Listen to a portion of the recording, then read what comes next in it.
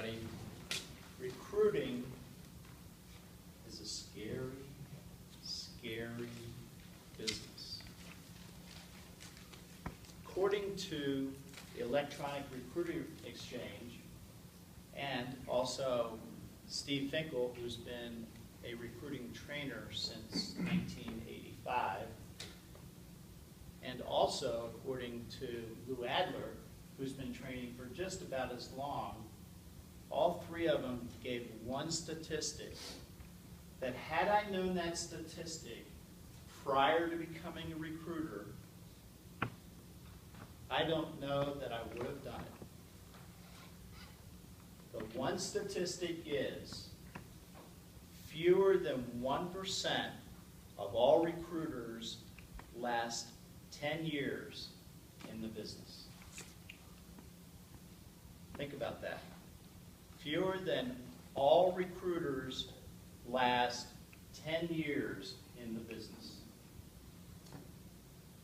I've been in this business 35 years. So either I'm really, really good at what I do, or I'm really, really, really dense. Now, people would say, why so short of a career for most people? Why does that happen? Well, think of the recruiting metrics and think of recruiting. Unlike a lot of salespeople, Terry's got real estate out there. Sherry's in sales, enterprise sales. Unlike them, I don't have a customer and I don't have a client until I generate both. It's pure sales. So, let me tell you something about clients and candidates. They don't know their lines. They don't know when they're supposed to say yes. And they don't know when they're supposed to say, okay, I'll do that. And when you're out there talking to either and generating both, generally what you do as a recruiter is you develop a client first. Now, when you're first starting in the business, what do you have to point to? For me, I was pretty proud of the fact that in North Central Maryland, the job I had prior to recruiting was I was a fertilizer salesman, selling fertilizer to dairy farmers. Now, it really quickly got back to me from some third parties that people felt like I was still selling fertilizer when I was talking to them about recruiting opportunities.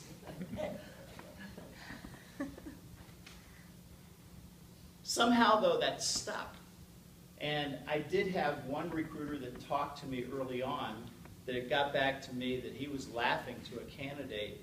I just talked to a recruiter that used to be a fertilizer salesman. And this guy was a programmer. He'll never make it in the business. So I called Claire about 3 months later and said, how's Joe doing? He's out of the business already. Wish I could talk to Joe today.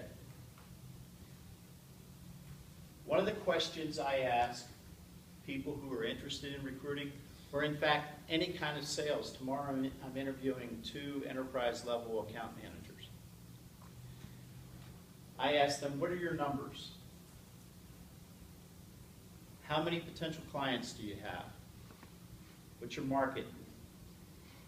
Out of that market, how many calls do you have to make in order to get a presentation or an opportunity to speak with somebody?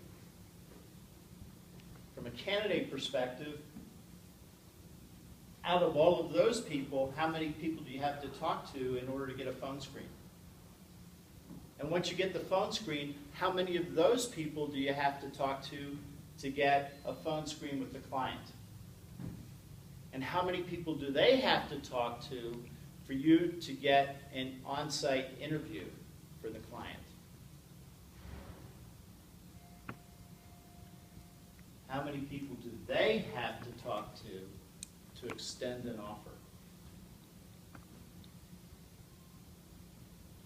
How many people who receive offers accept the offer? How many people who accept the offer accept a counteroffer and don't show up? So the job's not over when they accept the offer. How many people who accept a counteroffer do you turn around and help them start with the new company? These are all reasons. These are the scary metrics, not only in recruiting, but every salesperson faces them. And I've got news for you. We are all salespeople in all portions of our life. What I would like to challenge you to do today is to begin to know your numbers, if you don't already. Understand what your numbers are. Understand how those numbers impact performance, because you may have to work harder. I never tell people work less. You may have to work harder.